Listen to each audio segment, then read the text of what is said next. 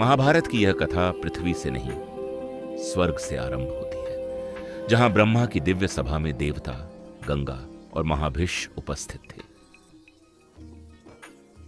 एक क्षण ऐसा आया जब एक तेज दिव्य वायु बह उठी। सभा में उपस्थित सभी देवताओं ने अपनी दृष्टि झुका ली, लेकिन महाभिष्ट गंगा की ओर देखते ही रह गए। यह देखकर ब्रह्मा क्रोधित हो उठे। उन्होंने कहा, मर्यादा भंग हुई है। महाभिष्ट, तुम्हें मनुष्य रूप में पृथ्वी पर जन्म लेना होगा, और गंगा, तुम भी मनुष्य रूप में जन्म लोगी और तभी लौटोगी जब महाभिष्ट का हृदय तोड़ दोगी।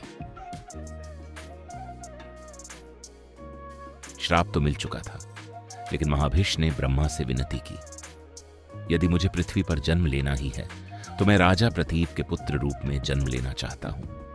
उधर पृथ्वी पर राजा प्रतीप एक दिन गंगा तट पर गहन ध्यान में लीन थे। तभी गंगा ने एक दिव्य और सुंदर स्त्री का रूप धारण किया और राजा प्रतीप के सामने प्रकट हुई। गंगा ने राजा प्रतीप से उन्हें पति रूप में स्वीकार करने का निवेदन किया, पर राजा प्रतीप ने शांत स्वर में कहा, मैं धर्म से बंधा हूं, तुम मेरी पत्नी नहीं, मेरे पुत्र की वधू बन सकती हो। गंगा ने यह वचन स्वीकार कर लिया। समय बीता और वृद्धावस्था में राजा प्रतीप और रानी सुनंदा को एक पुत्र की प्राप्ति हुई। उस बालक का नाम रखा गया शांतनु। जब शांतनु बड़े हुए, राजा प्रतीप ने उन्हें हस्तिनापुर का राजा बनाया। यहां तक कि बहलिक ने भी शांतनु के राज्यारोहण को स्वीकार किया।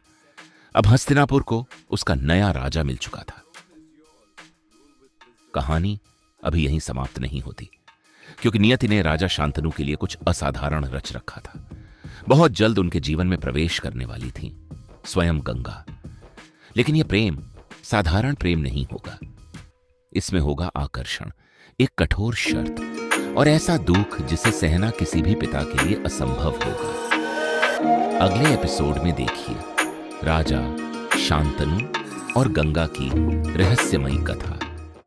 ये स्टोरीज अलग अलग कथाओं, सच्चे एक्सपीरियंसेस और भक्तों से जुड़ी हुई कहानियों से इंस्पायर्ड है। अगर आपको ऐसी एनिमेटेड स्टोरीज पसंद आती हैं तो वीडियो को लाइक, शेयर और चैनल को सब्सक्राइब जरूर कीजिए। चैनल एनिमेटेड स्टोरीज देखने को मिलेंगी।